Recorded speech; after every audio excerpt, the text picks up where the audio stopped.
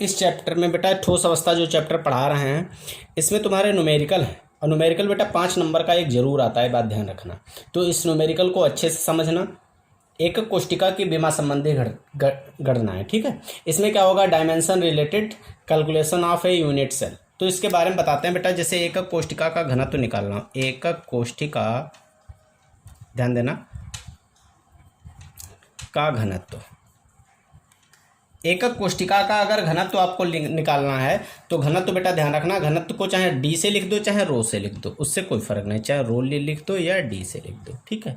तो डी बराबर सूत्र होता है बेटा, ध्यान देना, Z into capital M upon a cube into N A, ये होता है घनत्व का, एकक कोष्टिका का घनत्व। यही फार्मूले से सभी न्यूमेरिकल लगने हैं, एक ही फार्मूला ये यूज है, इसी से सब न्यूमेरिकल तुम्हारे लगने हैं, ये बात ध्यान रखना अच्छे से, ठीक। किसी बच्चे को कोई दिक्कत नहीं है। डी आपका घनत्व। अब आपको सभी लेटर का मतलब समझाते हैं। देखो, जेड से पहले ही परिचय हो चुके हो। जेड बेटा प्रभावी कण होते हैं, प्रभावी कण, ठीक है। जानते होगे एससीसी के लिए, एससीसी के लिए जेड का मान 1 होता है, ये तो बताए हैं खूब। बीसीसी के लिए बेटा जेड का मान 2 होता है, ये रट लो, नए हो चाहे पुराने, उनको सबको याद होना चाहिए। एफसीसी के लिए जेड बराबर 4 होता है। देखो एफसीसी में ही 2 और आते हैं, सीसीपी और एचसीपी।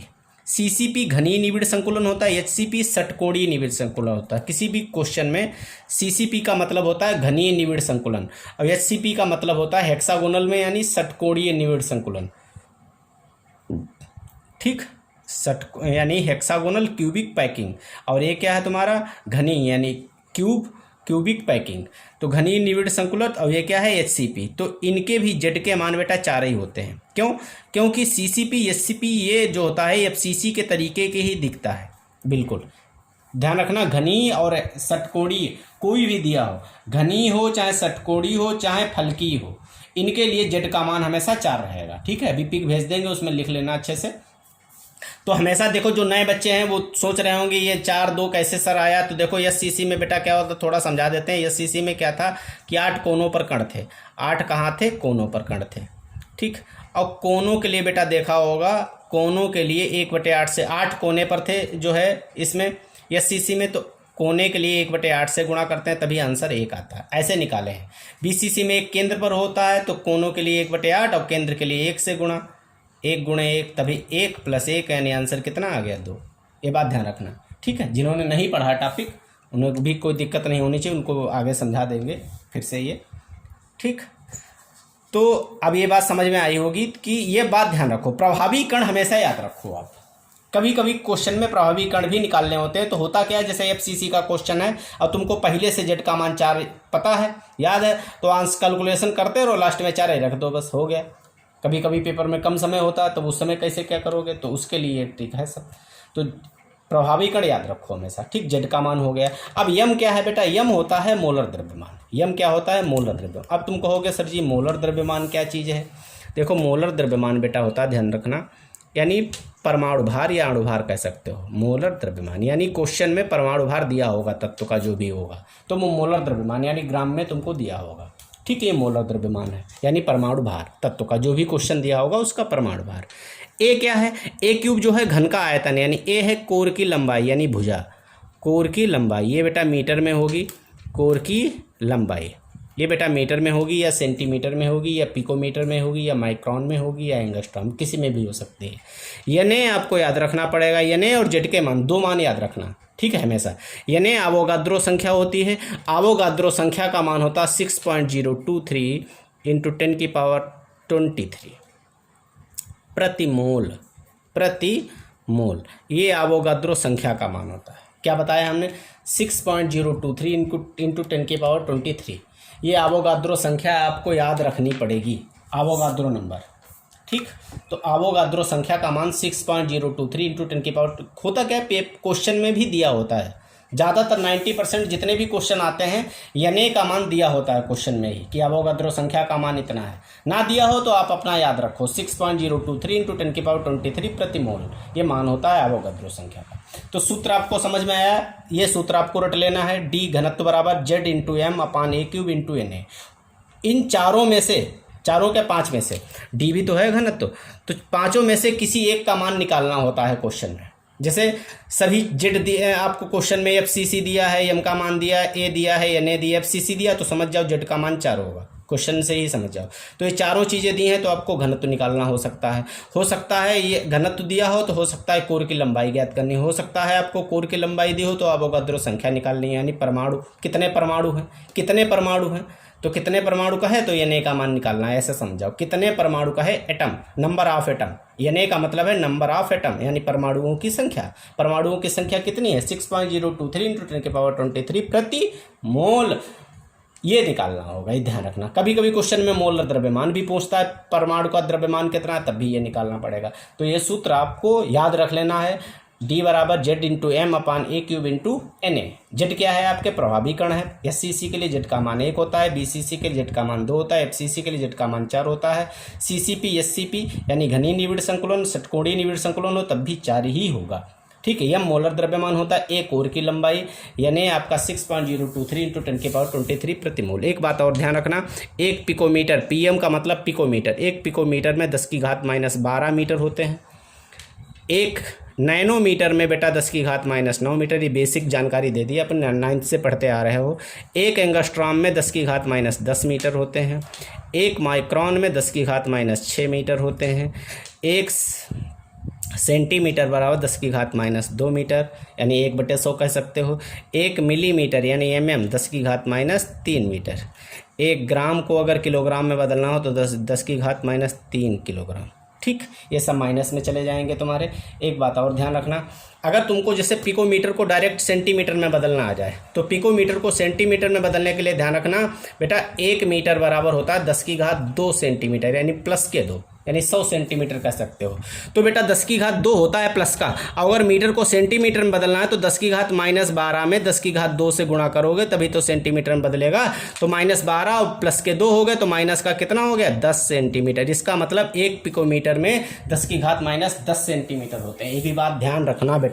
कभी कभी क्या होता है, क्वेश्चन जो दिया हो आपको एक ही राशि में बदलना है, उसको एक ही सिस्टम में बदलना है, चाहे एसआई में, चाहे एमकेएस में, चाहे सीजीएस में। अब देखो एमकेएस में होगा तो सब मीटर में होंगे, किलोग्राम में होंगे। सीजीएस में होगा तो आपके सेंटीमीटर में होंगे और ग्राम में होंगे। तो एक ही राशि में बदलना, एक ही सिस्टम में रखना मान, तभी हल होंगे। ये बात ध्यान रखना बेटा, ठीक है। समझ गए सब लोग, ठीक है। पिक भेज रहे, नोट कर लो अच्छे से। को क्वेश्चन दिया है, एक तत्व की एक कोशिका की संरचना बीसीसी है, जिसके एकक सेल के कोर की लंबाई 288 पिकोमीटर, ठीक है। पीएम का मतलब पिकोमीटर, तथा तत्व का घनत्व 7.2 ग्राम सेंटीमीटर -3 यानी ग्राम प्रति सेंटीमीटर क्यूब है। ज्ञात कीजिए 208 ग्राम तत्व में कितने परमाणु हैं। अब आपको क्वेश्चन से समझना है कि क्या क्या चीज़ हमको दी है, क्या क्या हमको निकालनी है, बात समझना ध्यान से। अब देखो यहाँ पर दिया है तत्व की संरचना बीसीसी है, ये तो हिंट्स मिल गई। बीसीसी संरचना के लिए ध्यान देना बेटा, प्रभावी कण आप तो रटवाए हैं अभी। जेड बराबर कितना होता है, 2। बीसीसी संरचना के लिए बेटा जेड का मान यानी प्रभावी कण का मान 2 होता है। जेड का मान 2 हो गया। अब देखो कोर की लंबाई को बेटा अभी समझाया था, किससे प्रदर्शित करते हैं। कभी किसी भी क्वेश्चन में कोर की लंबाई वर्ड लिखा हो तो स्मॉल ए लिखना। स्मॉल ए का मान दिया है 288 पिकोमीटर, ओके, ये लिख लिया।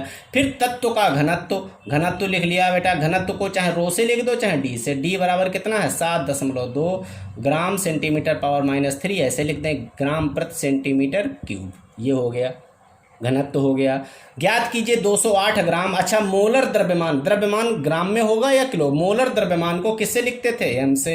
ये मोलर द्रव्यमान है बेटा, क्या है, मोलर द्रव्यमान। ये बात ध्यान रखना, कैपिटल एम मोलर द्रव्यमान बराबर कितना है आपका, 208 ग्राम, ठीक।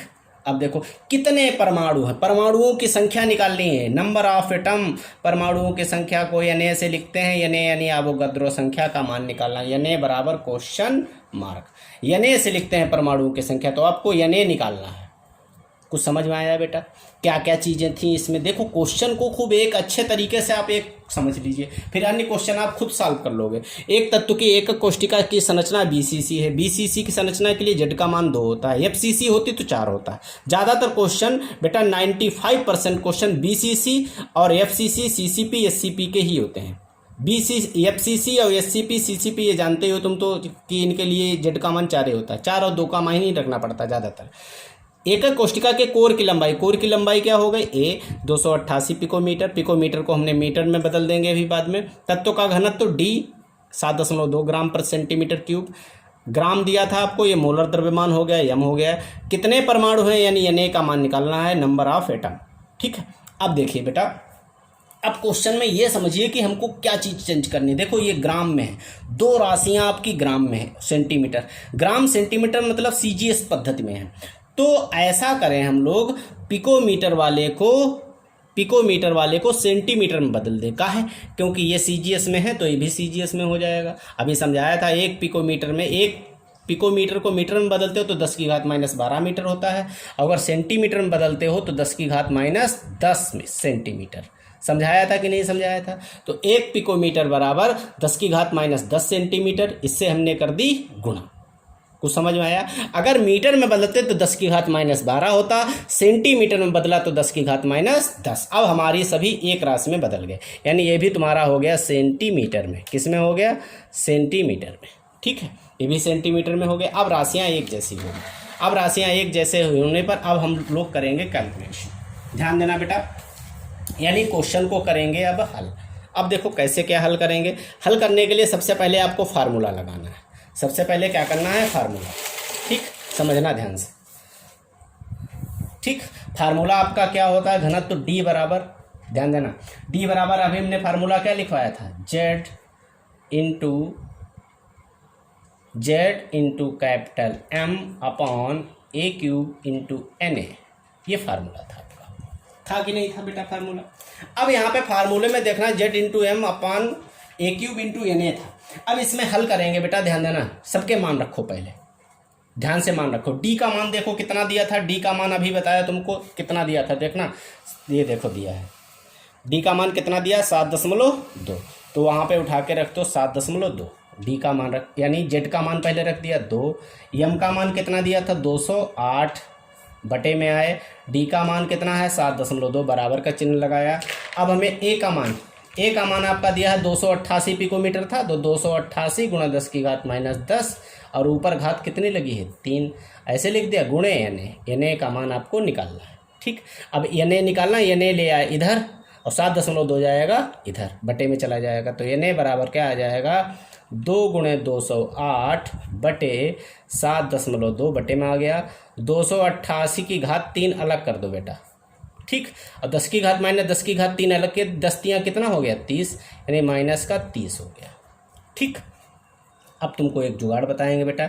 Na बराबर देखो 2 गुणे 208 करेंगे, गुणा कर दो, 2 8 16, 2 दूनी 4, यानी 416। 7.2 गुणे 288 का क्यूब करोगे, 288 की 3 बार गुणा करोगे तो आएगा बेटा 23। देख ध्यान देना, इसमें 288 की अगर 3 बार गुणा करोगे, तुमको थोड़ा समझा दें यहाँ पे अच्छे से, एक चीज़ समझना। 288 की 3 बार गुणा करोगे 23, 88, 78, 72, इतना आएगा, इतना लंबा चौड़ा आंसर आएगा। अब तुमको एक बात, 288 की 3 बार गुणा की, कैसे? 288 गुणे 288 गुणे 288। अब 10 की घात -30 दिया है तुमको। अब तुमको एक बात बताएं बेटा, -30 से अगर हम माइनस का 7 बाहर कर लें और माइनस का 23 अलग कर लें, -30 को तोड़ दिया, 23 और 7 30 ही होते हैं। अब ये माइनस का 7 है, माइनस का 7 जब बटे में जाएगा तो बटे में 7 जीरो हो जाएंगे। कुछ समझ में आ रहा है? जैसे 28 गुणे 10 की घात -2 है, तो इसका क्या अर्थ होता है? 28 10 की घात -2 बटे में आएगा तो 100 हो जाएगा, यानी 2 जीरो, जितने नीचे जीरो हो तो उतने ही अंक बाद दशमलव लगता है, यानी 8। इसको लिख सकते हैं 28 बटे 100 को 0.28 है, तो जानते होगे बेटा, उतने ही अंक बाद दशमलव लगता है। तो माइनस का 7 है, ऐसे समझो, माइनस का 7 है तो 7 ही अंक बाद, माइनस का 7 घात हटेगी, 7 अंक बाद इसमें दशमलव लग जाएगा। 1 2 3 4 5 6 7, यहाँ पर दशमलव आ जाएगा, यानी आंसर आ जाएगा 2.38, इतना आ जाएगा, ये हट जाएगा। और गुणे 10 की घात -23, कुछ आया समझ में? 10 की घात -7 जो था वो दशमलव में रूपांतरित हो गया।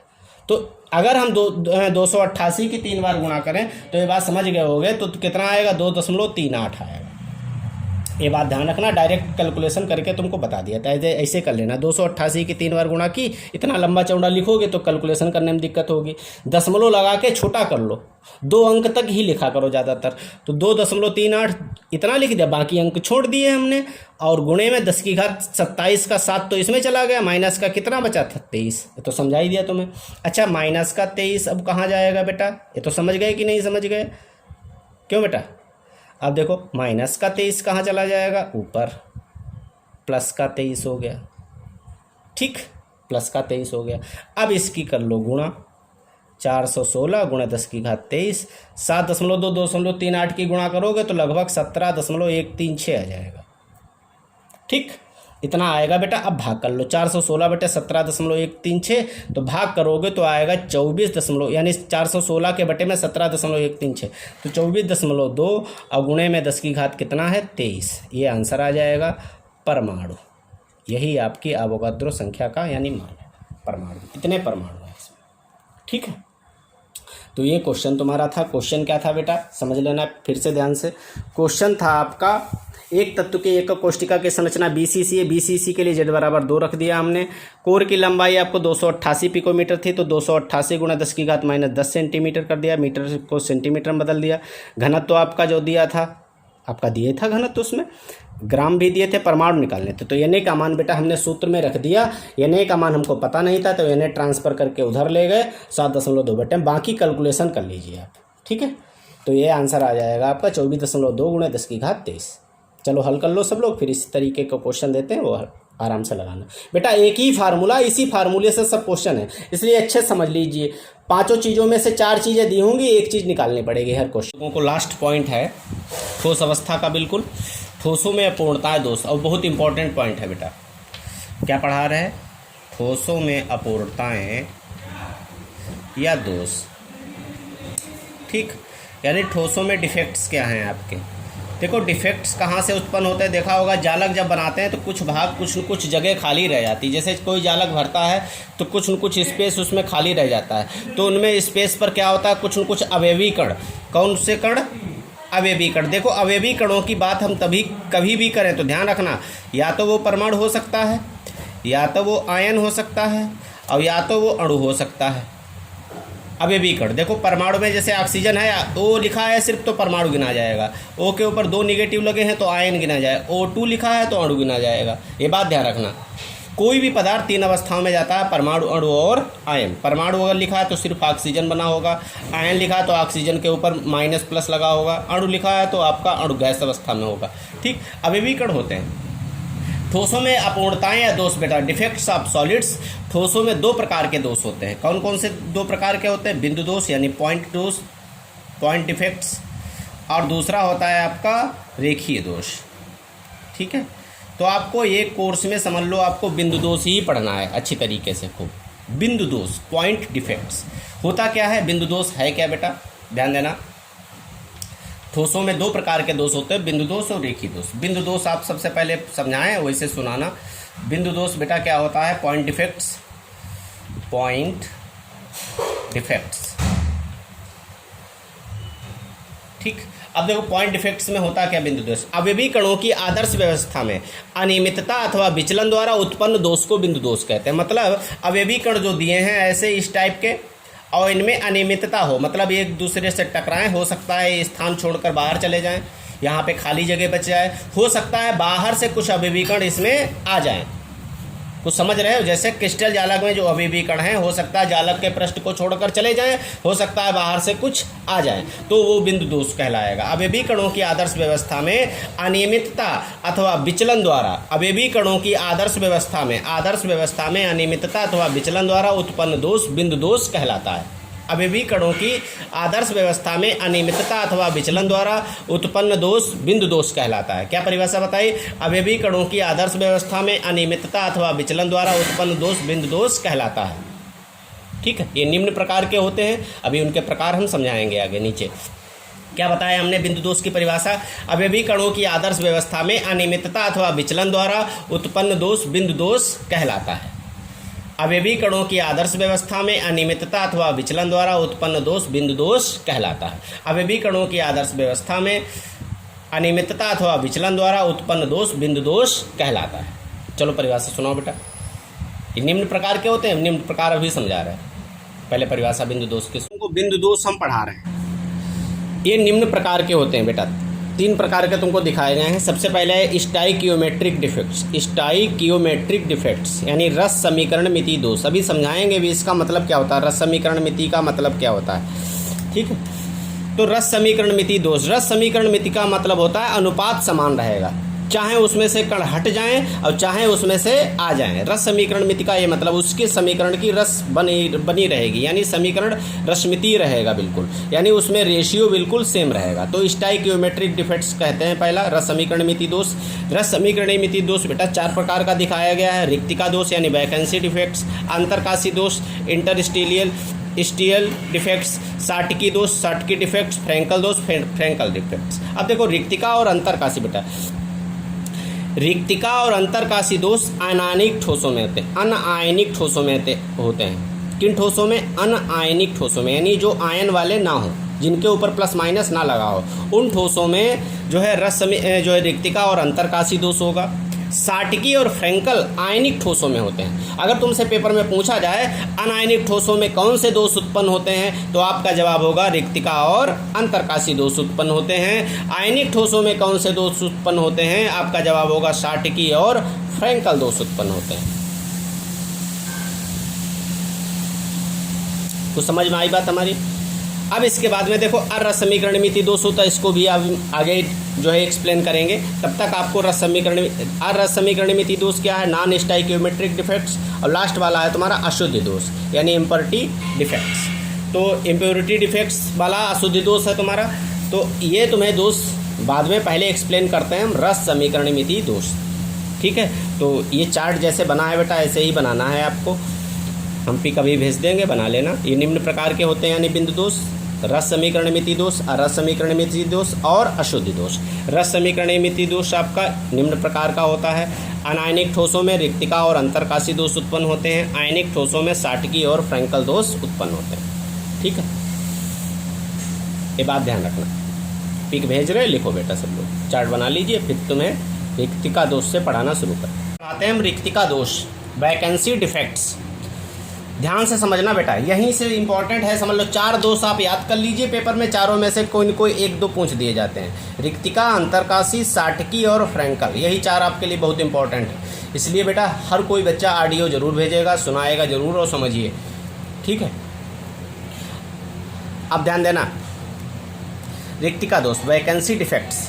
तो रिक्तिका दोष होता क्या है, जब किसी जालक में अवयवीकण निर्धारित स्थान से बाहर निकल जाते हैं। पहले समझना क्या होता है, जैसे मान लिया जालक है, ये समझना होता क्या है। जालक में अवयवीकण है, ये अवयवीकण है, ठीक, ये अवयवीकण है तुम्हारे जालक में, ये अवयवीकण।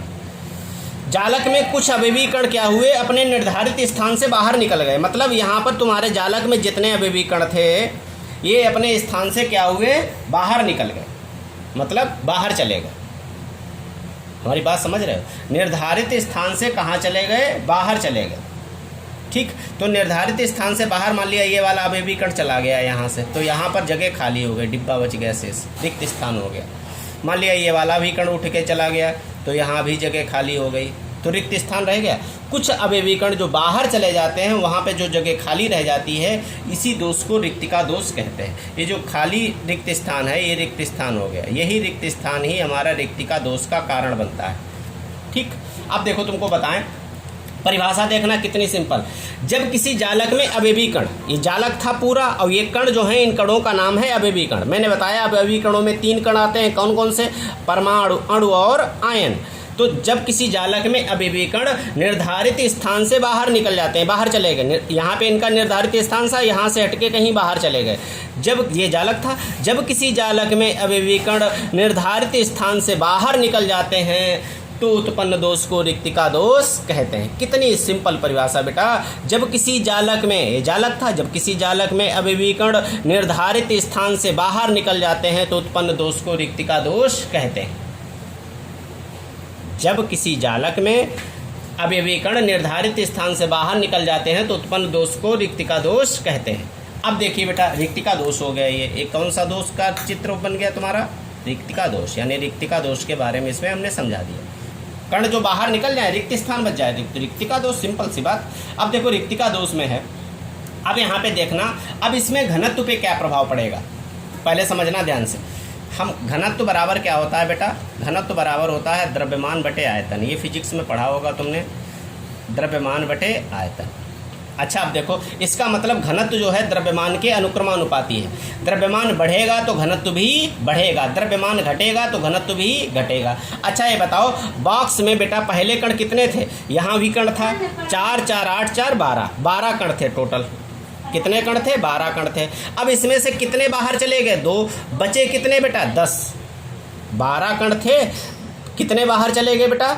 2 बाहर चले गए, 10 बचे। अच्छा ये बताओ, पता चला एक एक कण का वजन 1 ग्राम था, तो पहले का वजन 12 ग्राम था सपोज करो, और बाद में 2 कण जब बाहर चले गए तो 10 ग्राम बचा। वजन कम हो गया बेटा। कण जब बाहर जा रहे हैं तो जालक का वजन कम हो रहा है। वजन का मतलब द्रव्यमान कम हो रहा है, द्रव्यमान कम हो रहा तो घनत्व भी तो कम होगा। कुछ हमारी बात पल्ले पड़ रही है? घनत्व डिपेंड करता है द्रव्यमान पे, क्योंकि घनत्व अनुक्रमानुपाती है द्रव्यमान के। अब जालक का वजन बेटा कम हो रहा, रिक्त स्थान मतलब 2 कण इस जालक से बाहर चले गए, 2 कण बाहर चले गए, बचे कितने? 10 ग्राम वजन बचा। वजन कम हुआ, वजन कम हुआ तो घनत्व भी कम होगा। इसीलिए लिख दोगे नीचे नई लाइन से, इस दोष में पदार्थ का घनत्व कम हो जाता है। क्या लिख दोगे नीचे? इस दोष में पदार्थ का घनत्व कम हो जाता है। पता चला घनत्व क्यों कम हो रहा है बेटा? घनत्व इसलिए कम हो रहा है क्योंकि द्रव्यमान कम हो रहा है, कण बाहर जा रहे हैं, वजन कम हो रहा है। बात हमारी समझना खूब ध्यान से। अब देखो बेटा ध्यान देना, तो रिक्तिका दोष में तुमको हमने क्या बताया? जब किसी जालक में अवयवीकरण निर्धारित स्थान से बाहर चले जाते, जब किसी जालक में अवयवीकरण निर्धारित स्थान से बाहर चले जाते तो उत्पन्न दोष को रिक्तिका दोष कहते हैं। इस दोष में, ये लाइन लिखोगे नीचे, इस दोष में पदार्थ का घनत्व कम हो जाता है। इस दोष में पदार्थ का घनत्व कम हो जाता है। इतनी बात आपको लिख लेनी है। क्या लिख लेनी है? जब किसी जालक में अवयवीकरण निर्धारित स्थान से बाहर चले जाते हैं तो उत्पन्न दोष को रिक्तिका दोष कहते हैं। इस दोष में पदार्थ का घनत्व कम हो जाता है। ठीक है, लिख लीजिए और चित्र भी बना लो, लिखो और याद करके सुना बेटा। आते हैं अंतरकाशी दोष। देखना बेटा ध्यान से, अंतरकाशी दोष आपका क्या है? जैसे आपका ये क्रिस्टल जालक है, पहले समझना फिर परिभाषा अपने आप से खुद बना लोगे। इसमें अवयवी कण है, ये तुम्हारे अवयवी कण हैं सपोज करो, ठीक। ये क्या है? अवयवी कण, ये तुम्हारे अवयवी कण है, ठीक। अब सबसे बड़ा सवाल है कि अंतरकाशी क्या है। देखो अवयवी कण क्या हो, अवयवी कण तो है ये हैं, जैसे रिक्तिका दोष में क्या था? अवयवी कण बाहर जा रहे थे। और अंतरकाशी में क्या है? अंतरकाशी में क्या है? अंतरकाशी स्थान पर कण आ जाएंगे। अब तुम ये सोचोगे मन में कि अंतरकाशी सर क्या है? अंतरकाशी बेटा होते ही खाली जगह, यानी कणों के बीच में जो खाली स्थान होता है उस खाली स्थान को अंतरकाशी स्थान कहते हैं, यानी अंतरकाशी जगह कहते हैं। अब देख रहे होगे इन कणों के बीच में ये खाली जगह है, ये खाली जगह, ये खाली जगह पर मान लिया एक कण आके बैठ गया, ये कण आके बैठ गया, इस खाली जगह पे एक कण आके बैठ गया। तो खाली जगह पे जो कण आके बैठ जाते हैं वो कहलाती है अंतरकाशी जगह। अब देखो ये खाली 2 जगह पे बैठ गया तो ये क्या होगा? अंतरकाशी स्थान, अंतरकाशी स्थान। देखो उनमें खाली जगह थी तो इस अंतरकाशी रिक्त स्थान, उसमें खाली जगह थी तो रिक्त स्थान बोला जाएगा। इनमें जो खाली जगह है दोनों के बीच में वो बोला जाएगा अंतरकाशी स्थान। क्या बोला जाएगा? अंतरकाशी स्थान। तो अंतरकाशी स्थान पे ध्यान रखना बेटा कि अंतरकाशी स्थान पे जब कण आ जाते हैं तो उसे अंतरकाशी दोष कहते हैं, तो उसे अंतरकाशी दोष कहते हैं। अब देखो बात समझना ध्यान से, परिभाषा। क्रिस्टल जालक में जब अवयवी कण अंतरकाशी स्थान पर आकर बैठ जाते हैं, क्रिस्टल जालक में जब अवयवी कण अंतरकाशी स्थान में आकर बैठ जाते हैं तो उत्पन्न दोष को अंतरकाशी दोष कहते हैं। क्रिस्टल जालक में कुछ अवयवी कण जब अंतरकाशी स्थानों में चले जाते हैं, अंतरकाशी स्थान में चले जाएं तो उसे कहते हैं अंतरकाशी दोष। क्रिस्टल जालक में अवयवी कण जब अंतरकाशी स्थानों में चले जाते हैं, ये क्रिस्टल जालक था, अंतरकाशी स्थान मतलब खाली जगह। क्रिस्टल जालक में जब अवयवी कण अंतरकाशी स्थानों में चले जाते हैं तो उत्पन्न दोष को अंतरकाशी दोष कहते हैं। अब इसमें देखते हैं बेटा घनत्व तो बढ़ेगा कि घटेगा, चेक करते हैं। घनत्व बराबर सूत्र होता है द्रव्यमान बटे आयतन। समझना ध्यान से। अब देखो, अच्छा ये बताओ, जो जालक है आपका, इसमें कण कितने थे हमारे? 4 4 8 4 12, यानी ऐसे समझो जालक का पहले वजन था 12 ग्राम। जब अवयवी कण बाहर से आ गए, कितने बाहर से आ गए? 2, तो 12 और 2 कितना हो गया? 14, यानी 14 ग्राम वजन हो गया। पहले रिक्तिका वाले में देखा होगा घट रहा था, इसमें बेटा 2 कण बाहर से आके बैठ गए तो इसमें बढ़ गया, वजन बढ़ गया, यानी द्रव्यमान बढ़ा है। द्रव्यमान बढ़ा है तो घनत्व भी बढ़ेगा, इसलिए अंतरकाशी दोष में घनत्व अधिक हो जाता है। कुछ बात समझे बेटा हमारी? रिक्तिका दोष में घनत्व कम क्यों होता था? क्योंकि उसमें वजन कम हो रहा था, उसमें कण जालक को छोड़कर जा रहे थे। इसमें वजन बढ़ रहा है, क्यों? क्योंकि इनमें कण, अवयवी कण जो हैं अंतरकाशी स्थानों पर आकर आ रहे हैं, आकर बैठ रहे हैं, इसलिए वजन बढ़ रहा है। वजन बढ़ रहा है तो घनत्व भी बढ़ेगा, यानी द्रव्यमान बढ़ता है तो घनत्व भी बढ़ेगा। नीचे लिख देना लाइन, इस दोष में पदार्थ का घनत्व अधिक हो जाता है। क्या परिभाषा हमने बताई?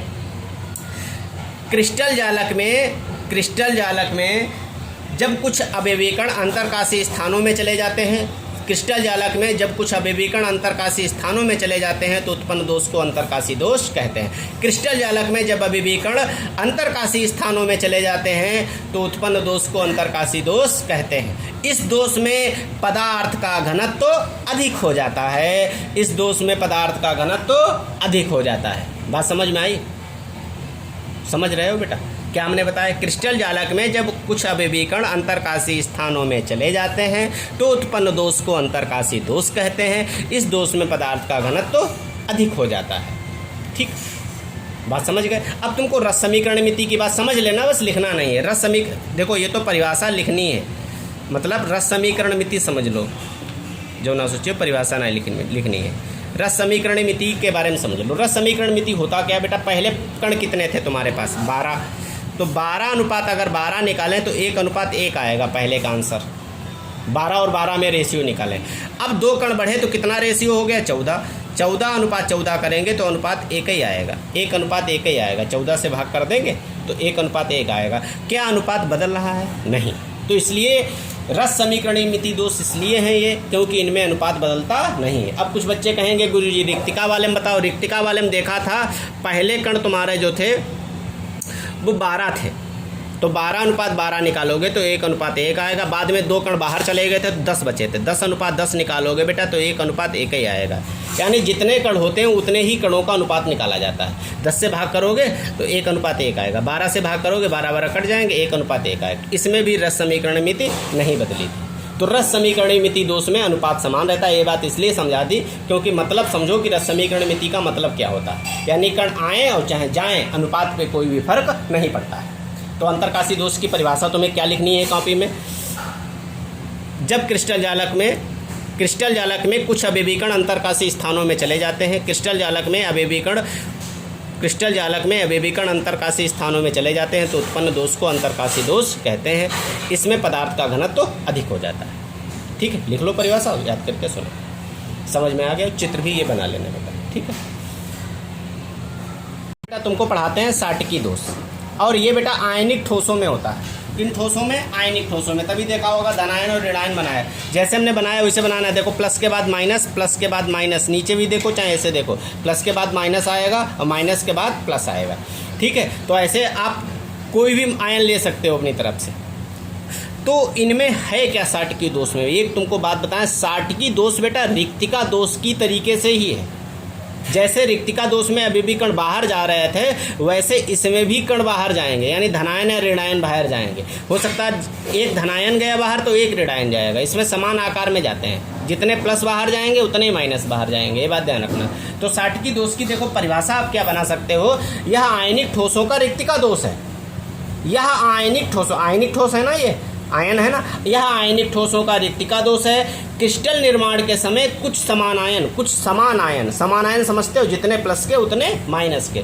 यह आयनिक ठोसों का रिक्तिका दोष है। क्रिस्टल निर्माण के समय कुछ समान आयन अपना निश्चित स्थान छोड़कर क्रिस्टल जालक से बाहर निकल जाते हैं। क्रिस्टल निर्माण के समय कुछ समान आयन अपना निश्चित स्थान छोड़कर क्रिस्टल जालक से बाहर निकल जाते हैं। क्रिस्टल जालक से कहाँ निकल जाते हैं? बाहर निकल जाते हैं, जिससे जालकों में खाली स्थान रह जाता है। इसे साटकी दोष कहते हैं।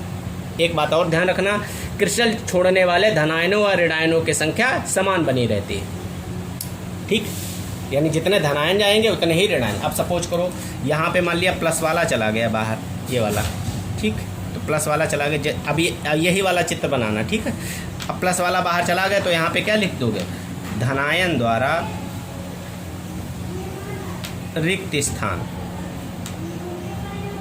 ठीक, अब मान लिया यहाँ पे ऋणायन चला गया बाहर, ये धनायन द्वारा रिक्त स्थान। ठीक है, अब देखो ये मान लिया माइनस का, जितने प्लस जाएंगे बाहर उतने माइनस जाएंगे। मान लिया एक प्लस चला गया एक माइनस, तो यहाँ पे खाली जगह हो गई, तो यहाँ पे लिख दोगे ऋणायन द्वारा रिक्त स्थान।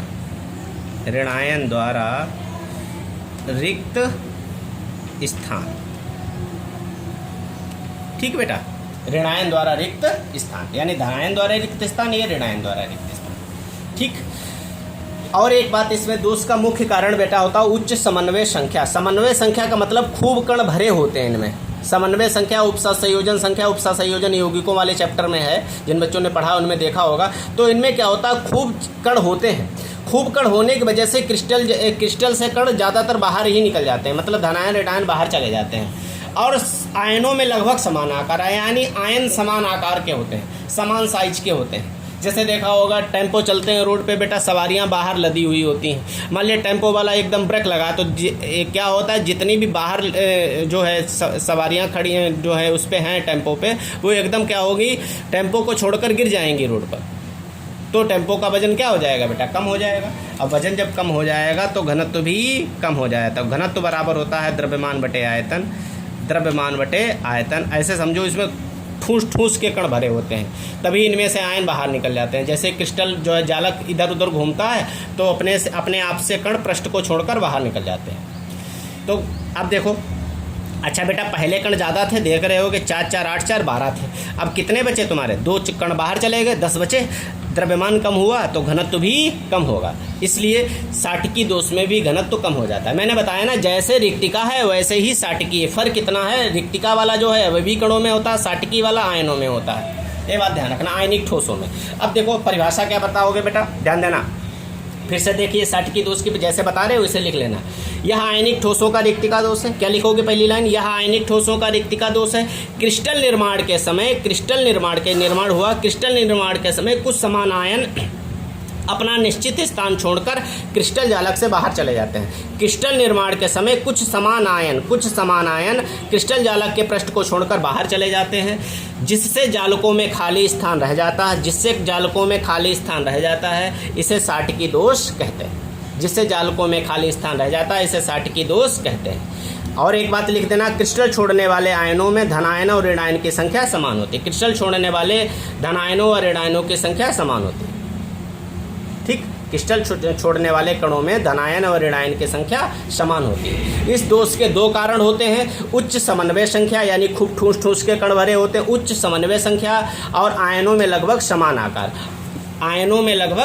आकार, यानी समान आकार के आयन होते हैं। जितना बड़ा बेटा धनायन होगा उतना बड़ा ऋणायन। कैसे, जैसे तुम्हारे पास क्लोरीन है, ऋणायन का है, तो इसका इलेक्ट्रॉनिक विन्यास 2 8 8 आएगा। क्यों, 1 माइनस क्लोरीन वैसे 17 होता है, 1 माइनस के आने के कारण 1 इलेक्ट्रॉन बढ़ गया, तभी 18 हो गया।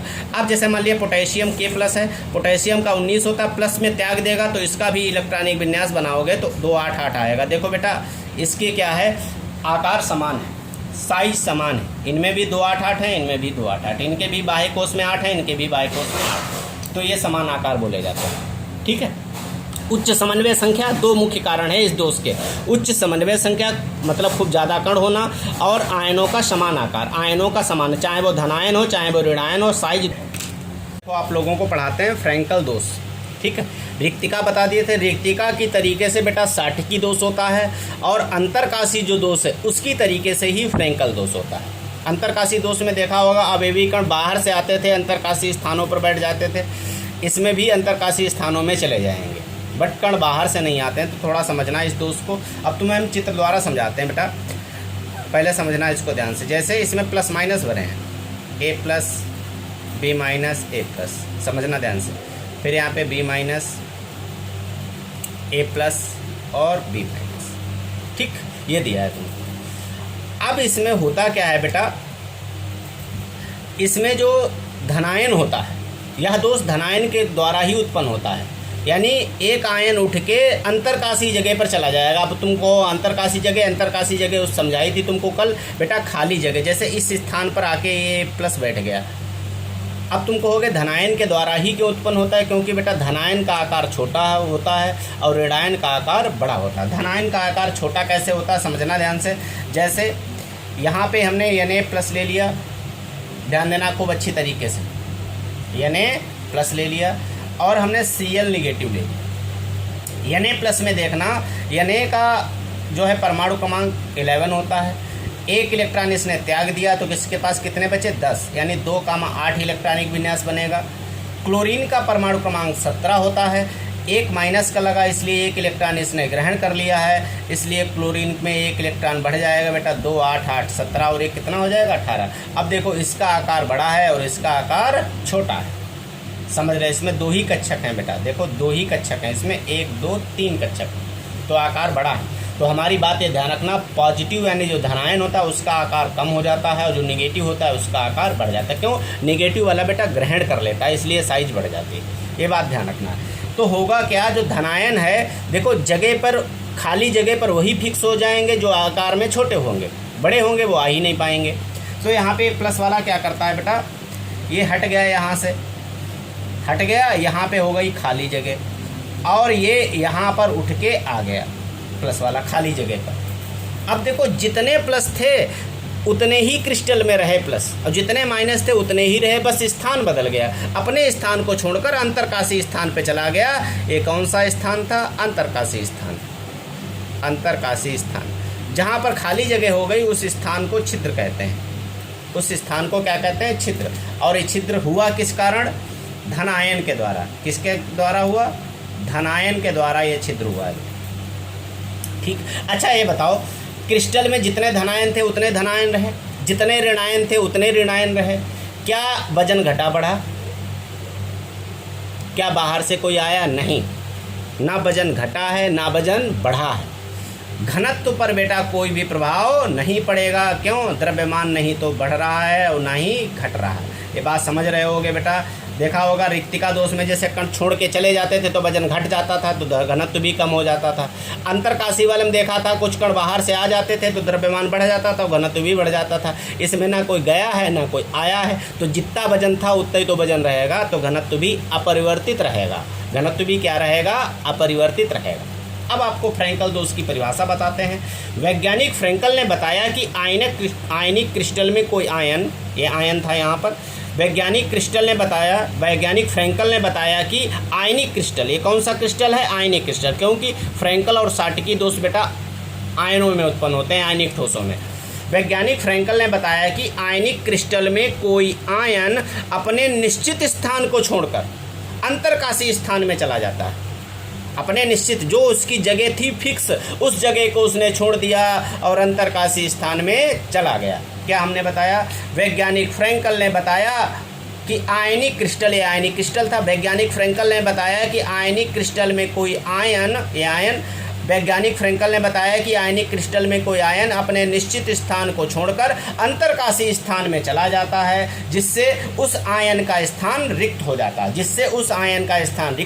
जिसे छिद्र कहते हैं। इस दोष को ही फ्रैंकल दोष कहते हैं। यह दोष सामान्यतः धनायन के द्वारा उत्पन्न होता है। किसके द्वारा उत्पन्न होता है, धनायन। अब देखो धनायन ही स्थान छोड़कर गया, यह दोष धनायन के द्वारा उत्पन्न होता है। क्यों, क्योंकि धनायन का आकार ऋणायन से छोटा होता है, क्योंकि धनायन का आकार ऋणायन से छोटा होता है। कितनी सिंपल परिभाषा है बेटा, जैसे सब चित्र बनाया वैसे ही समझ लो। अब देखो धनायन का आकार छोटा था बेटा, तभी हटके अंतरकाशी जगह पर गया, जहाँ से गया वहाँ उसको क्या कहते हैं, छिद्र कहते हैं। तो छिद्र बोल देना है परिभाषा में। इस दोष के 2 मुख्य कारण है बेटा। निम्न समन्वय संख्या, यानी कम से कम समन्वय संख्या इनमें ली गई। देखा होगा कम से कम आयन लिए गए हैं, और धनायन का आकार ऋणायन से छोटा होता है। दूसरा मुख्य कारण है धनायन का आकार ऋणायन से छोटा होता है। साटकी दोष में देखा होगा धनायन और ऋणायन दोनों समान साइज के थे। बात ध्यान रखना बिल्कुल। फ्रैंकल दोष में ऐसा नहीं है। फ्रैंकल दोष में धनायन छोटा है और ऋणायन का आकार बड़ा है। कैसे? जैसे टेम्पो में, अब समझ लो जैसे टेम्पो वाला उदाहरण ले लो। अब टेम्पो में जैसे फिक्स सवारी बैठी है, ठीक, फिक्स जितनी निश्चित है, एक सीट पे 4, तो सामने वाली सीट पर बेटा 4 सवारी बड़ी बड़ी बैठी हैं, वो ऋणायन की हैं, समझ लो जो बड़े हैं वो ऋणायन के हैं। और उससे सामने 2 सीटें होती हैं पीछे में, तो उससे सामने वाली सीट पे क्या हो, जो 4 छोटे छोटे बच्चे बैठे हैं, वो छोटे छोटे वो धनायन हो गए।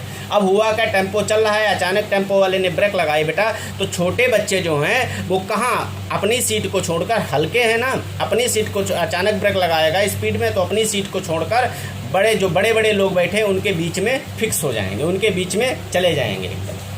तो वही हाल इनमें होता है कि इनमें कम होते हैं जो है समन्वय संख्या। तो जब भी ये क्रिस्टल घूमता है, तो घुमाया जाता है, तो इसमें क्या होता है, धनायन एकदम हटके दूसरी जगह पे चला जाता है, अंतरकाशी स्थान पे चला जाता है। ना कोई घटता है, ना कोई बाहर से आता है, ना कुछ भी, केवल स्थान बदल जाते हैं बस। क्या परिभाषा हमने बताई? वैज्ञानिक फ्रैंकल ने बताया कि आयनिक क्रिस्टल में कोई आयन अपने निश्चित स्थान को छोड़कर अंतरकाशी स्थान में चला जाता है, जिससे उस आयन का स्थान रिक्त हो जाता है, जिसे छिद्र कहते हैं। इस दोष को ही फ्रैंकल दोष कहते हैं। यह दोष धनायन के द्वारा उत्पन्न होता है, क्योंकि धनायन का आकार ऋणायन से छोटा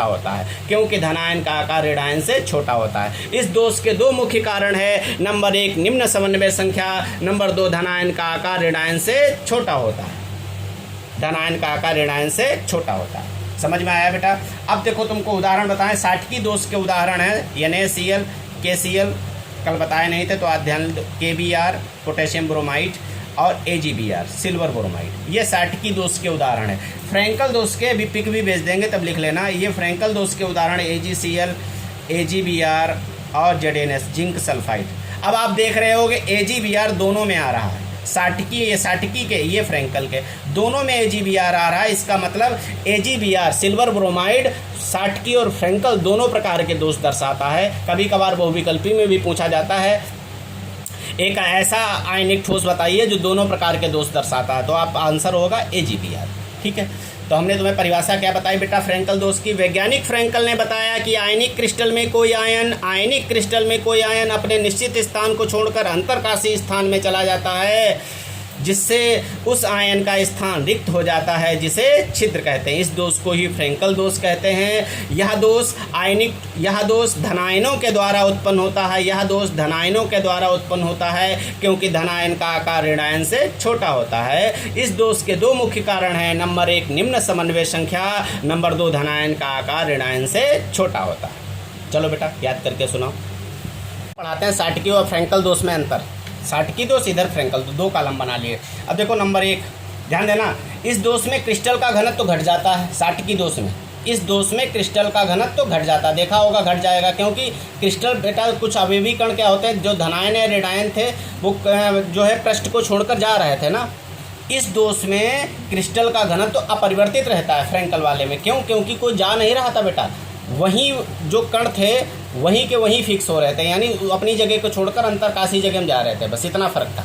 तो साटकी दोष में क्या बताया? पहला पॉइंट, इस दोष में क्रिस्टल का घनत्व तो घट जाता है। फ्रैंकल में क्या बताया? इस दोष में क्रिस्टल का घनत्व तो अपरिवर्तित रहता है। साटकी में क्या बताया? पहला पॉइंट, इस दोष में क्रिस्टल का घनत्व तो घट जाता है। फ्रैंकल में क्या बताया? इस दोष में क्रिस्टल का घनत्व तो अपरिवर्तित रहता है। अब दूसरा पॉइंट देखिए, इसमें साटकी वाले में, इसमें आयनों का आकार लगभग समान होता है बेटा, जितना बड़ा धनायन उतना ही बड़ा ऋणायन, इसमें आयनों का आकार लगभग समान होता है। फ्रैंकल वाले में इसमें धनायन का आकार ऋणायन से छोटा होता है।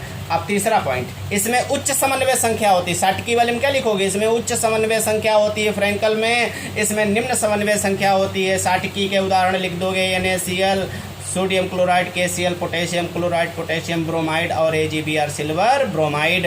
फ्रैंकल के उदाहरण क्या लिख दोगे? AgCl, AgBr और ZnS जिंक सल्फाइड। ये इसके फ्रैंकल के उदाहरण हो गए 4 पॉइंट। अंतर बन गया बेटा, कितना सिंपल। साटकी में पहला पॉइंट, इस दोष में क्रिस्टल का घनत्व तो घट जाता है। फ्रैंकल में इस दोष में क्रिस्टल का घनत्व तो अपरिवर्तित रहता है। दूसरा पॉइंट, इसमें आयनों का आकार लगभग समान होता है। फ्रैंकल वाले में इसमें धनायन का आकार ऋणायन से छोटा होता है। तीसरा, इसमें उच्च समन्वय संख्या होती है, इसमें निम्न समन्वय संख्या होती है। उदाहरण NaCl, KCl, KBr, AgBr। इसमें AgCl, AgBr, ZnS। समझ में आया कुछ? क्या बताया पहला पॉइंट, इस दोष में क्रिस्टल का घनत्व तो घट जाता है, इस दोष में क्रिस्टल का घनत्व तो अपरिवर्तित रहता है, इसमें आयनों का आकार लगभग समान होता है, इसमें धनायन का आकार ऋण आयन से छोटा होता है, इसमें उच्च समन्वय संख्या होती है, इसमें निम्न समन्वय संख्या होती है। इसके उदाहरण दिखा दो, और इसके दिखा दो, दोनों के उदाहरण, बस हो गया। चलो याद करके सुना बेटा। रस समीकरण मिति दोष, रस समीकरण मिति दोष पढ़ा दिया, 4 प्रकार का था, रिक्तिका, अंतरकाशी, साटकी और फ्रैंकल, ठीक है, उनमें अंतर भी करवा दिया हमने। रस समीकरण, अब अरस समीकरण मिति दोष पढ़ाते हैं, ठीक है। अब देखो बहुत सरल परिभाषा है, ध्यान देना। अरस समीकरण यानी जिनमें समीकरण मितीय ना हो, समझना परिभाषा, जिन दोषों के कारण क्रिस्टल की रस समीकरण मिति में परिवर्तन होता है। अब तुम समझ रहे होगे बेटा, हमने रस समीकरण मिति में समझाया था कि इनमें रेशियो समान रहता है, और अरस समीकरण मिति वाले में रेशियो समान नहीं होगा, एक जैसा रेशियो नहीं आएगा, अलग अलग रेशियो आएगा। मान लिया पहले जालक में तुम्हारे कण भरे हैं प्लस वाले, 4 प्लस के भरे हैं, 4 माइनस के भरे हैं, तो 4:4, 1:1। बाद में होता क्या, रस समीकरण वाले में पता चला प्लस वाला चला गया, तो 3 और माइनस के 4 बचे, 3 प्लस के बचे, तो 3:4 हो जाएगा। क्या रस समीकरण मिति बनी? नहीं। जो रस समीकरण मिति पढ़ रहे थे पहले, उसमें जितने प्लस के जाते थे उतने माइनस के जाते थे। अरस समीकरण मिति दोष में ऐसा नहीं होगा बेटा, अगर प्लस का चला गया पता चला एक में, तो दूसरे में माइनस का चला जाएगा, एक साथ दोनों काम नहीं करते, तो ये बात ध्यान रखना। अरस समीकरण मिति की परिभाषा क्या बताई तुमको, बहुत सरल परिभाषा है, ध्यान से सुनिए। जिन दोषों के कारण क्रिस्टल की रस समीकरण मिति में परिवर्तन होता है, जिन दोषों के कारण क्रिस्टल की रस समीकरण मिति में परिवर्तन होता है, उसे अरस समीकरण मिति दोष कहते हैं। क्या बताया हमने परिभाषा, जिन दोषों के कारण क्रिस्टल की रस समीकरण मिति में परिवर्तन होता है, उसे अरस समीकरण मिति दोष कहते हैं। जिन दोषों के कारण क्रिस्टल की रस समीकरण मिति में परिवर्तन होता है, उसे अरस समीकरण मिति दोष कहते हैं। यानी अनुपात में परिवर्तन हो, ऐसे समझो, अनुपात बिल्कुल सेम ना रहे तो समझ जाओ अरस समीकरणी, और अगर अनुपात सेम है तो समझ जाओ रस समीकरण मिति। ये दोनों में अंतर होता है। क्या परिभाषा बताई, जिन दोषों के कारण क्रिस्टल की रस समीकरण मिति में परिवर्तन होता है, उन्हें अरस समीकरण मिति दोष कहते हैं। जिन दोषों के कारण क्रिस्टल की रस समीकरण मिति में परिवर्तन होता है, उसे अरस समीकरण मिति दोष कहते हैं। ये बेटा 2 प्रकार के होते हैं। पहला होगा धातु आधिक्य दोष, धातु आधिक्य दोष, और दूसरा होता है धातु न्यूनता दोष, धातु न्यूनता दोष, ठीक है, धातु आधिक्य दोष और धातु न्यूनता दोष। अब देखो धातु आधिक्य, एक एक लाइन की परिभाषा है, ज़्यादा लंबी नहीं है, तो एक एक साथ समझ लो सब। धातु आधिक्य दोष बेटा क्या है, ठीक है, सभी एक साथ सुनाना भी है। धातु आधिक्य दोष क्या है, यह दोष क्रिस्टल जालकों में धातु की अधिकता, आधिक्य का मतलब अधिकता, यह दोष क्रिस्टल जालक में धातु की अधिकता के कारण उत्पन्न होता है। मतलब धातुएं मान लीजिए प्लस की हैं ये सभी, और ये जब ज़्यादा होंगी तो समझ जाओ धातु आधिक्य दोष, और अगर ये कम हुई बाई चांस तो हुई धातु न्यूनता दोष।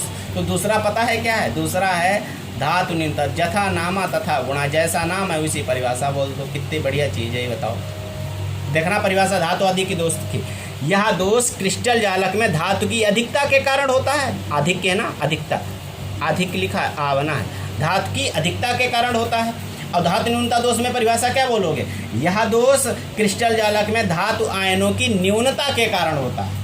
न्यूनता का मतलब कमी के कारण, और अधिकता का मतलब ज़्यादा, अधिकता के कारण, यानी उनकी मैक्सिमम संख्या होगी और इनमें क्या होगी, मिनिमम नंबर होंगे ये। अब देखो अरस समीकरण मिति दोष की क्या परिभाषा बताई, जिन दोषों के कारण क्रिस्टल की रस समीकरण मिति में परिवर्तन होता है, उन्हें अरस समीकरण मिति दोष कहते हैं। ये दोष 2 प्रकार के होते हैं, धातु आधिक्य दोष, धातु न्यूनता दोष। धातु आधिक्य दोष हेडिंग डालोगे, इसमें क्या लिखोगे, यह दोष क्रिस्टल जालक में धातु की अधिकता के कारण होता है। यह दोष क्रिस्टल जालक में धातु की अधिकता के कारण होता है। यह दोष क्रिस्टल जालक में धातु की अधिकता के कारण होता है। इसका उदाहरण बेटा जिंक ऑक्साइड ले सकते हो। धातु न्यूनता दोष, यह दोष क्रिस्टल जालक में धातु आयनों की न्यूनता के कारण होता है। यह दोष क्रिस्टल जालक में धातु की न्यूनता के कारण होता है। उदाहरण लिख सकते हो या फेरिक ऑक्साइड। अब देखो रस समीकरण दोष की क्या परिभाषा बताई? जिन दोषों के कारण क्रिस्टल की रस समीकरण में परिवर्तन होता है उसे रस समीकरण दोष कहते हैं। ये दोष दो प्रकार के होते हैं, धातु अधिकता दोष, धातु न्यूनता दोष। धातु अधिकतम क्या बोलोगे? यह दोष क्रिस्टल जालक में धातु आयनों की अधिकता के कारण होता है। यह दोष क्रिस्टल जालक में धातु आयनों की अधिकता के कारण, अधिक है तो अधिकता के कारण होता है। यह दोष क्रिस्टल जालक में धातु की न्यूनता के कारण होता है। हो गया ना? चलो याद करके सुनो बेटा। लास्ट नंबर पढ़ाते हैं अशुद्ध दोष, ठीक है। इसके बाद में तुमको एक एफ केंद्र वाला वीडियो रह गया है, वो भेजेंगे जिसमें NaCl में डोपिंग करके दिखाएंगे उसमें, ठीक है। तो वो वीडियो आएगा, इसके बाद में तुम्हारा चैप्टर बिल्कुल खत्म, ठीक है। तो अशुद्ध दोष में देखो क्या होता है बेटा। अशुद्ध दोष आयनिक ठोसों में उत्पन्न किए जाते हैं। किन ठोसों में? आयनिक ठोसों में, जैसे NaCl वगैरह में भी आप कह सकते हो। अशुद्ध दोष आयनिक ठोसों में उत्पन्न किए जाते हैं। आयनिक ठोस अशुद्धियाँ मिलाकर उनकी विद्युत चालकता बढ़ाई जाती है, यानी आयनिक ठोसों में अशुद्धियाँ अलग से मिलाई जाती हैं जिससे उनकी विद्युत चालकता बढ़ जाती है। यह प्रक्रिया डोपिंग कहलाती है। जब उनमें अशुद्धियाँ जो मिलाओगे तुम, जो अशुद्ध पदार्थ इनमें मिलाओगे, तो जो अशुद्ध पदार्थ मिलते हैं उस प्रक्रिया को डोपिंग कहते हैं बेटा। क्या कहते हैं? डोपिंग। क्या कहते हैं केमिस्ट्री की भाषा में? डोपिंग। तथा उत्पन्न दोष अशुद्ध दोष कहलाता है। जो दोष मतलब समझे, NaCl बिल्कुल शुद्ध था, इसमें तुमने अशुद्धियाँ मिला दी। अशुद्धियाँ मिलने के बाद में जो दोष उत्पन्न हो गया उसे कहते हैं अशुद्ध दोष। क्या हमने परिभाषा बताई? अशुद्ध दोष आयनिक ठोसों में उत्पन्न किए जाते हैं। अशुद्ध दोष आयनिक ठोसों में उत्पन्न किए जाते हैं। आयनिक ठोसों में अशुद्धियाँ मिलाकर उनकी विद्युत चालकता बढ़ाई जाती है। आयनिक ठोसों में अशुद्धियाँ मिलाकर उनकी विद्युत चालकता बढ़ाई जाती है। यह प्रक्रिया डोपिंग कहलाती है। तथा उत्पन्न दोष अशुद्ध दोष कहलाता है। तथा उत्पन्न दोष अशुद्ध दोष कहलाता है। तथा उत्पन्न दोष अशुद्ध दोष कहलाता है। क्या प्रक्रिया बताई? क्या परिभाषा बताए बेटा? अशुद्ध दोष आयनिक ठोसों में उत्पन्न किए जाते हैं। आयनिक ठोसों में अशुद्धियाँ मिलाकर उनकी विद्युत चालकता बढ़ाई जाती है। यह प्रक्रिया डोपिंग कहलाती है। तथा उत्पन्न दोष अशुद्ध दोष कहलाता है। अभी डोपिंग के बारे में समझ में भी आएगा, ये केंद्र भी समझाएंगे तब समझ में आ जाएगा बिल्कुल क्लियर, ठीक है। तब तक आप याद करके सुना बेटा। क्या परिभाषा हमने बताई? अशुद्ध दोष आयनिक ठोसों में उत्पन्न किए जाते हैं। आयनिक ठोसों में अशुद्धियाँ मिला देते हैं, मिलाकर उनकी विद्युत चालकता बढ़ाई जाती है। यह प्रक्रिया डोपिंग कहलाती है। तथा उत्पन्न दोष अशुद्ध दोष कहलाता है। चलो याद करके सुनो बेटा। केंद्र के बारे में बताएं। ये एफ केंद्र बेटा धातु अधिक्य दोष जो पढ़ाया है उसी से रिलेटेड टॉपिक है, उसी में आता है, उसी में एफ केंद्र बनता है, जिसको रंग केंद्र कहते हैं। भी पूरा अर्थ भी समझ में आएगा। पहले आप एग्जाम्पल से देखिए बेटा कैसे क्या होगा, जैसे तभी समझ में आएगा अच्छे से, तभी आपको परिभाषा भी इसकी समझ में आएगी। देखिए आपने क्या किया, जैसे एक आयनिक क्रिस्टल ले लिया, इसमें सोडियम है,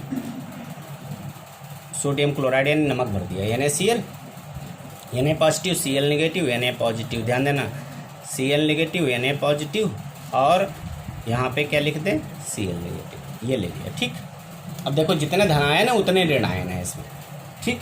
अब हुआ क्या, NaCl का एक क्रिस्टल है, NaCl के क्रिस्टल को सोडियम वाष्प के वातावरण में गर्म करते हैं, सोडियम वाष्प की वातावरण प्रवाहित कर दें, यानी इस क्रिस्टल के ऊपर सोडियम प्रवाहित कर दिया हमने। इस क्रिस्टल के ऊपर हमने काहे की वाष्प प्रवाहित कर दी, सोडियम की वाष्प प्रवाहित कर दी। जैसे ही सोडियम की वाष्प प्रवाहित करोगे तो होगा क्या, सोडियम अपना एक इलेक्ट्रॉन त्याग देगा बेटा, और एक इलेक्ट्रॉन त्याग कर, अगर सोडियम ने अपना एक इलेक्ट्रॉन त्याग दिया है तो Na पॉजिटिव आयन बनाएगा। ये तो बात समझ में आ रही होगी।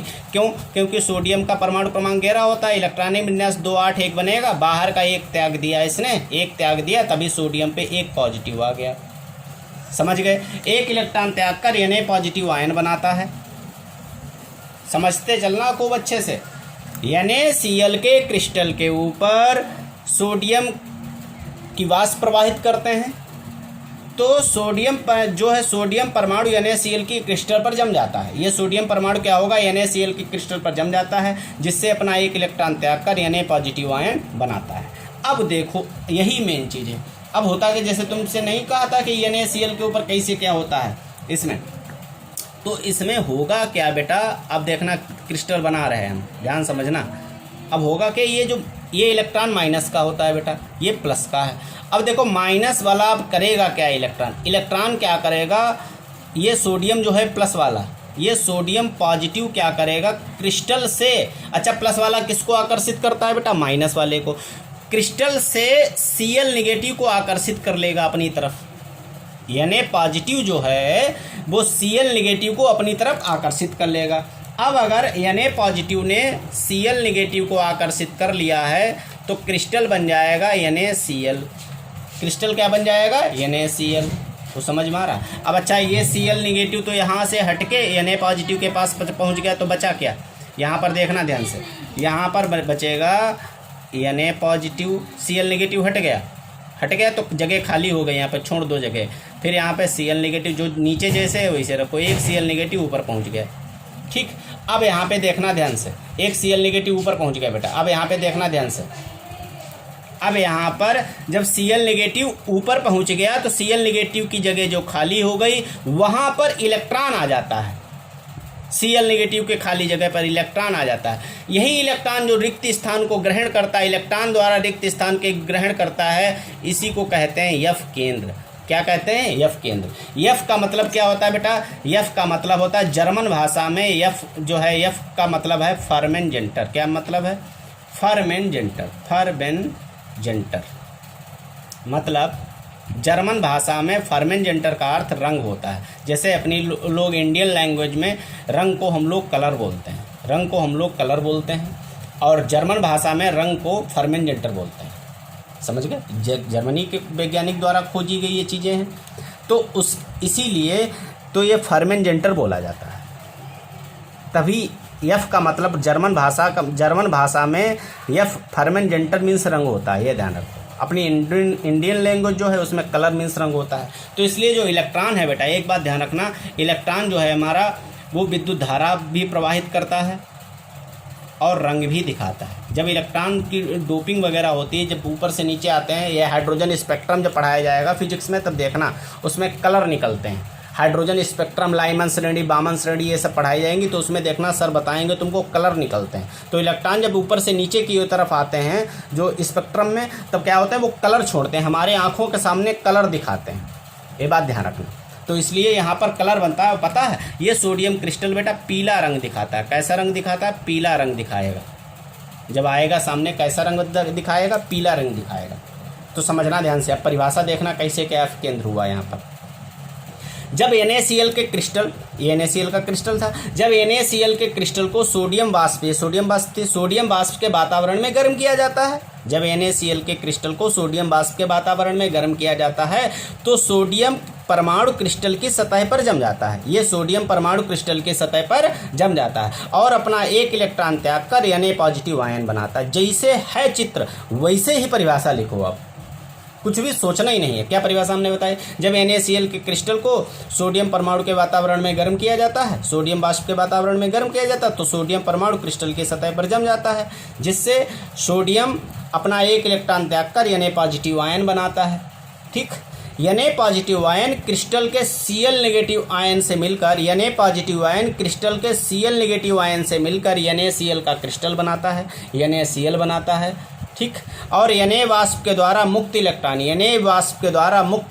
Cl नेगेटिव के स्थान पर चला जाता है। Na वाष्प के द्वारा मुक्त इलेक्ट्रॉन Cl नेगेटिव के स्थान पर चला जाता है। परिणाम स्वरूप अब क्रिस्टल में सोडियम धातु की अधिकता हो जाती है। अब देखो Na पॉजिटिव बढ़ गया बेटा, ये 1 2 3 Na और Cl कम हो गए। Na पॉजिटिव की अधिकता हो जाती है। इलेक्ट्रॉन द्वारा बनी रिक्ति को F केंद्र कहते हैं। इलेक्ट्रॉन द्वारा बनी रिक्ति को F केंद्र कहते हैं। देखो धातु बढ़ गई, यानी सोडियम धातु बढ़ गई, इसलिए इसमें धातु अधिकता दोष है। इसमें क्या है? धातु अधिकता दोष है। अगर इसी में धातु कम हो जाती तो धातु न्यूनता दोष होती। बात समझना ध्यान से, इसलिए तुमको एफ केंद्र के द्वारा हमने उदाहरण समझा दिए ताकि सभी चीज़ें तुमको क्लियर हो जाए। ठीक, तो क्या बताई हमने परिभाषा बेटा, ध्यान देना एफ केंद्र के बारे में। जब NaCl के क्रिस्टल को सोडियम वाष्प के वातावरण में गर्म किया जाता है तो सोडियम परमाणु क्रिस्टल के सतह पर जम जाता है और अपना एक इलेक्ट्रॉन त्याग कर Na पॉजिटिव आयन बनाता है। क्रिस्टल के Cl negative ion Na positive से मिलकर NaCl बनाते हैं। Na वाष्प के द्वारा मुक्त इलेक्ट्रॉन Cl नेगेटिव के निकलने से बनी रिक्ति पर चला जाता है। Cl नेगेटिव के निकलने से बनी रिक्ति पर Cl नेगेटिव जो हटा उसकी जगह पर चला जाता है। परिणाम स्वरूप अब क्रिस्टल में Na पॉजिटिव की संख्या बढ़ जाती है। इलेक्ट्रॉन के द्वारा बनी रिक्ति को एफ केंद्र कहते हैं। इलेक्ट्रॉन के द्वारा बनी रिक्ति को एफ केंद्र कहते हैं। आ गया समझ में? बिल्कुल क्लियर हो गया पॉइंट? चलो बेटा याद करके सुना। आई होप ये वीडियो आपको समझ में आया होगा। देखो ना पढ़ने के लिए आपके पास कई बहाने हैं, और पढ़ने के लिए सिर्फ एक बहाना आप ढूंढ लीजिए। पढ़ने के लिए सिर्फ एक बहाना ढूंढ लीजिए। कोरोना है तो क्या हुआ? आपके पास इतनी मीडिया सिस्टम है, आप जुड़िए उससे। आपके लिए ही तो वीडियोज डालते हैं। आपके पास नहीं कोई संसाधन है, आप घर से बाहर नहीं निकल पा रहे हैं, आप कहीं नहीं कोचिंग जा पा रहे हैं, आपको चैप्टर वो नहीं पढ़े, मान लिया कोचिंग भी जाते हैं, आप कहीं भी ये चैप्टर नहीं पढ़े हैं, तो आपके लिए तो वीडियोज डालते हैं। आप अच्छी तरीके से वीडियोज को 4 बार देखिए, समझिए अच्छी तरीके से, खूब आपको अच्छे से अच्छा समझ में भी आएगा। जब आपको अच्छा समझ में आए तो आप कमेंट करके ज़रूर बताएं। कहा गया ना पढ़ने के लिए आपको कई बहाने हैं आपके पास, पढ़ने के लिए सिर्फ एक बहाना आप ढूंढ लीजिए, आप सबसे आगे होंगे। इसलिए बेटा खूब मेहनत करो, जितनी हो सके ज़्यादा से ज़्यादा इस समय मेहनत करिए आप लोग। आई होप ये वीडियो आपको समझ में आया होगा। अगर आप नए हैं तो सब्सक्राइब ज़रूर करें, ताकि आपको जब भी हम वीडियो डालें नए तो आपको नोटिफिकेशन मिलता रहे। और वीडियो आपको अच्छा लगा है तो आप कमेंट करके ज़रूर बताएं, और अपने दोस्तों में शेयर भी करें, जिससे हमें और भी वीडियो डालने का मोटिवेशन मिलता रहेगा। एग्ज़ाम आने वाले हैं, खूब अच्छी तरीके से आप लोग मेहनत करते रहें। जितना हो सके इस समय उतने से ज़्यादा आप मेहनत करिए, ठीक है? यही हमको कहना है। Thank you.